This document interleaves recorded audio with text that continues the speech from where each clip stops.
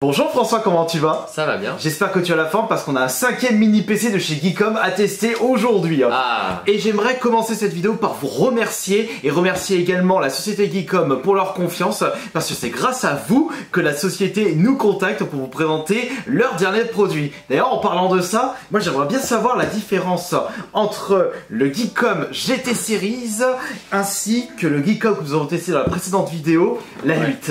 Alors déjà on va peut-être commencer par d'abord présenter celui-ci et on verra pour les différences après. D'accord, pas de souci. De toute façon, c'est toi le spécialiste, donc on t'écoute. Tu nous as déjà prouvé ton expertise dans le domaine de l'informatique et c'est pour ça que je fais appel à toi pour cette nouvelle vidéo. Si vous êtes intéressé par l'un des PC de chez Geekom, vous avez tous les liens dans la description de cette vidéo et n'oubliez pas les codes promotion pour pouvoir obtenir des réductions, que ce soit sur le site officiel Geekom ou sur le site Amazon. Et sachez qu'en plus des nombreuses variantes de mini PC que propose Geekom, il y a également d'autres produits disponibles sur leur site, donc n'hésitez pas à aller y faire un tour. Et maintenant on va de suite présenter le nouveau petit jouet. C'est parti. Alors dans la précédente vidéo on avait dit qu'il y avait qu'on avait reçu deux ordinateurs, donc un qui est sous AMD qui est maintenant à moi et celui-ci qui est du coup équipé d'un processeur Intel.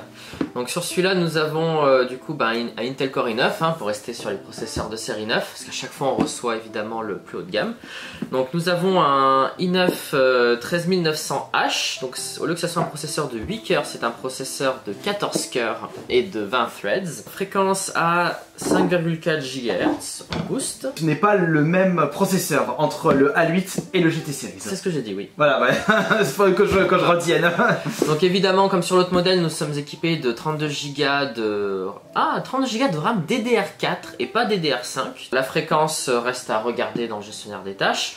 Et nous avons évidemment un SSD M2 de 2 Tera. Donc ça sera du NVMe, probablement du PCI Express Gen 4.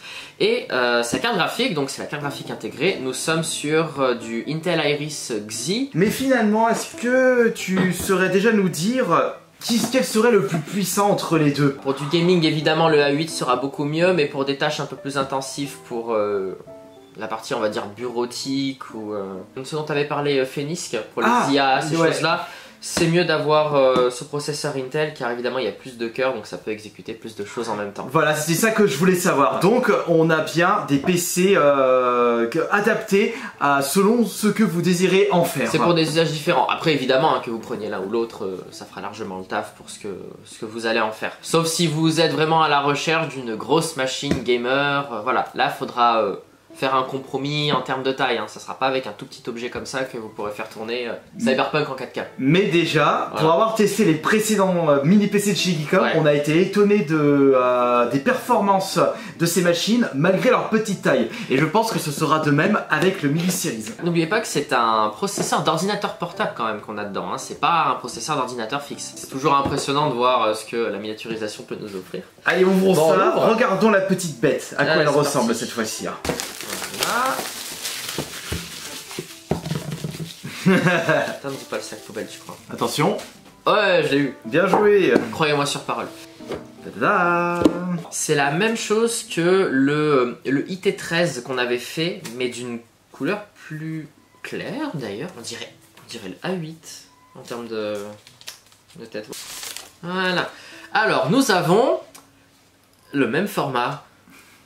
On ne change pas une équipe qui gagne. On change pas une équipe qui gagne. De toute façon, au vu de la taille, comment ce serait possible de réduire encore plus la taille en gardant les mêmes choses? T'as vu, ça prend presque toute la place. Ils peuvent réduire techniquement le format. Le problème, c'est que le système d'enfroidissement sera vraiment insuffisant et il n'y aura pas assez de ports. Voilà, c'est pour ça, ils seront obligés d'enlever certains ports. Parce que là, on va dire que tout l'espace a été bien utilisé. À l'arrière, nous avons deux prises HDMI, deux prises USB-C 3.2 je pense, qui supportent les sorties Display Out.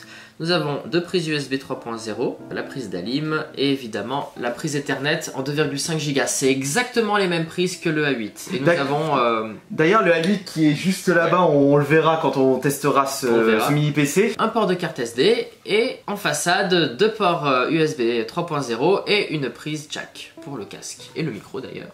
Casque et micro, ouais. Évidemment, c'est une construction toute en aluminium, donc c'est très similaire au A8. Qu'est-ce que nous avons de plus? Nous avons la petite documentation. Nous avons la documentation. Habituelle. En dessous, il doit y avoir l'alimentation. Alors, est-ce que c'est exactement les mêmes accessoires? Je pense que oui. Donc nous avons le câble HDMI, donc ça c'est toujours bien. Le bloc d'alim qui doit faire 120 watts aussi, parfait.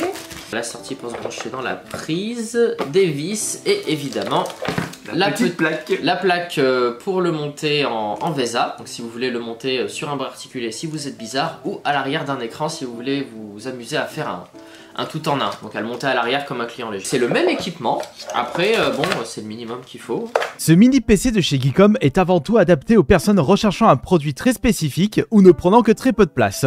Il est également adapté aux personnes recherchant un PC de bureau performant sans passer par un PC portable qui occasionnellement peut faire un peu plus que de la bureautique. On va installer tout ça. On va l'installer. Et as-tu des idées pour les jeux que nous allons tester avec la petite machine? Je vais regarder ce que j'ai déjà de préinstallé dans ma bibliothèque Steam, mais on va voir. Je vais voir ce que je vais trouver. On va essayer de vous présenter pas les mêmes jeux, d'autres jeux pour savoir si les Geekom pourront bien les faire tourner. Déjà on va le paramétrer, on va faire en sorte que tous les drivers soient bien à jour, que l'on soit la dernière version de Windows, et après nous ferons les tests. Geekom dans son infinie sagesse utilise le même bloc d'alim pour le A8 comme pour celui-ci.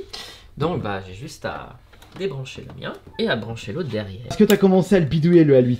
Alors j'ai pas encore installé Linux dessus, mais évidemment j'ai installé une plâtrée de jeu, donc c'est toujours pratique. Et puis avec la DualSense c'est pas mal parce que les développeurs commencent à mettre le support de DualSense sur leurs jeux qu'ils ont mis sur PS5. Donc en fait c'est génial de jouer avec ça. Bon, sauf sur certains jeux sur Steam, la manette est techniquement pas supportée, elle est dégoûtante. Alors mon cher François, on installe quoi aujourd'hui? Eh ben on va partir sur déjà 3D Mark pour que tout le monde ait le score du benchmark. Et ensuite, un petit jeu de l'ère de la PS3/360, donc Alice Retour au Pays de la Folie, parce que j'adore ce jeu. Et après, quelque chose plus de l'ère de la PS4, donc Dying Light, le premier, j'ai pas encore le deuxième. Voici les résultats. 1952, 1715, 9024, qu'est-ce que tu en penses? Eh ben en fait, c'est exactement ce que je pensais, donc score graphique beaucoup plus bas, par contre, score processeur plus élevé. J'avais pris une photo du A8 la dernière fois.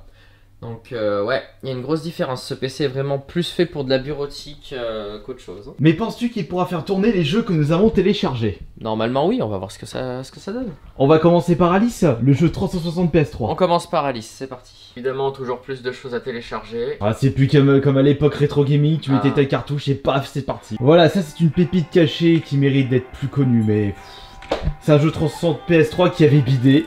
Et curieusement, les gens ont commencé à vouloir le récupérer en boîte au moment où il est devenu extrêmement cher. Comme par hasard. Ah, et je peux vous garantir que cette génération 360 PS3, il y a énormément de pépites. Mais de ma position, je vois pas trop de différence entre le 700 et le 1080 pour ce jeu.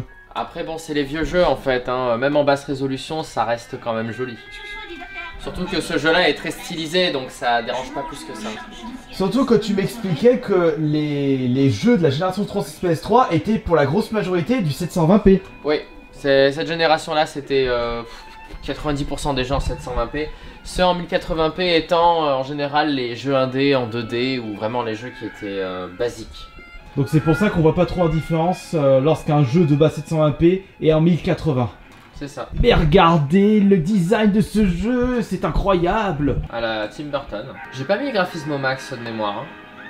Je crois que c'est en moyen, ça a dû récupérer la configuration de mon One X Player. C'est quand même plus joli maintenant. Là on commence à remarquer cet esprit féerique de l'univers Alice. Mais c'est pas au pays des rêves là, c'est le pays de la folie. Digne d'un univers, d'une personne qui a consommé un peu trop de substances illicites. Ah bah là c'est... Oh bah j'aimerais bien connaître la variété de champignons qu'il a consommé. Je critique le dématériel, mais quand tu as goûté aux giga bonnes promotions de chez Steam ou des boutiques indépendantes vendant des clés, c'est là que tu te dis, il y a vraiment moyen de se faire plaisir pour des jeux qui tournent nickel sur Steam Deck et surtout à très bas prix par rapport à leur version sur console de salon. De toute façon, les joueurs PC ils sont bloqués avec le digital depuis des années, donc bon, c'est pas comme si on avait le choix. Moi j'ai que le 1. De toute façon, le 2 il est vraiment pas fou. J'attends d'y jouer pour me faire une opinion. En bref, t'attends de le trouver pas cher. C'est ça. Ah bah peut-être qu'il est en promo. Ouais. Je regarderai. Moi, celui que je veux faire de chez Techland, c'est le Dead Island 2. Mais j'ai pas réussi à le trouver en solde pour une bouchée de pain. Je voulais mettre maximum 25 €, mais j'ai pas réussi à dénicher cette bonne affaire. Faudra peut-être attendre les prochaines soldes. Je vais rester sur du 720p d'emblée. Ouais, parce que là, attention, c'est pas un jeu 3.6 PS3, ça c'est génération suivante. C'était un très bon jeu celui-là. Oh, j'ai adoré l'histoire.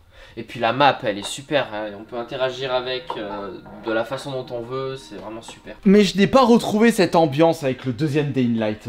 Ah ouais, c'est pas... Bah, je l'ai abandonné en plein milieu du jeu. Je sais pas, j'étais en mode...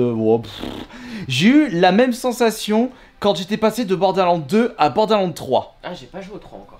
Ouais bah il m'avait déçu celui-là aussi. Ou peut-être parce qu'il se rapprochait trop de Borderlands 2 et j'avais l'impression de continuer le 2, j'étais lassé du système. Mais nous, ce qu'on veut savoir, c'est est-ce que le Geekom va correctement faire tourner ce Dying Light 1? Le jeu a 10 ans, mais oh, en 720p, qu'est-ce que c'est moche. Oh, mais c'est très bien 720p. La sensibilité est encore une fois trop élevée. On dirait qu'il y a pas mal de bons FPS. On est dans les... On est aussi dans les 40 FPS. Ouais, non, ça tourne bien. Bon, le jeu est pas spécialement beau en 720p, mais bon, je doute fort que vous jouiez sur votre télé avec ça. Bon, Ou un écran de la même taille du Geekom. Non, ça risque d'être trop petit. J'ai eu une bien pire expérience de Dying Light quand j'y ai joué au tout début, et honnêtement, ça, je m'en serais contenté sans problème. Elle va détruire un zombie. Ah, tu me donnes envie de le refaire du coup, le premier. Bah voilà, regarde. C'est le signe. Moi, ce qui me plaisait beaucoup dans Dying Light, c'est le parcours.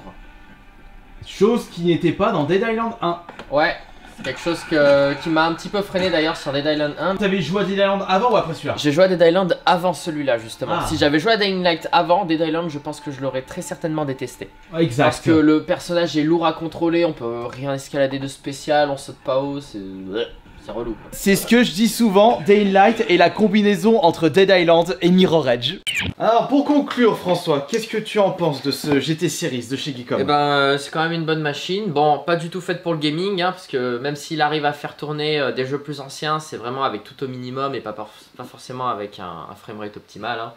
Parce que le A8, je te promets que Dying Light, il tourne beaucoup mieux sur le A8. Hein. Et c'est pour ça qu'il est très important pour vous de bien choisir votre modèle de chez Geekom par rapport à vos besoins. De toute façon, la vidéo du test du Geekom A8 plus adapté pour le gaming est déjà disponible sur la chaîne. De toute façon, je vous ai mis un lien. Et dans la description, vous retrouverez tous les liens ainsi que les codes promo pour pouvoir profiter de bons de réduction pour le Geekom GT Series. Et normalement, les codes de réduction pour l'A8 Geekom doivent être toujours disponibles. Mais ça, je vous invite à rejoindre la vidéo test justement de ce Geekom A8. Merci beaucoup une nouvelle fois pour ton expertise, François.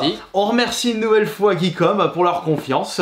Et en espérant qu'ils nous proposeront le PC que tu voudrais, où on peut installer une carte graphique. Oui, j'espère qu'ils ont écouté mon message, hein, parce que j'ai vraiment envie de le voir. Allez, à la prochaine!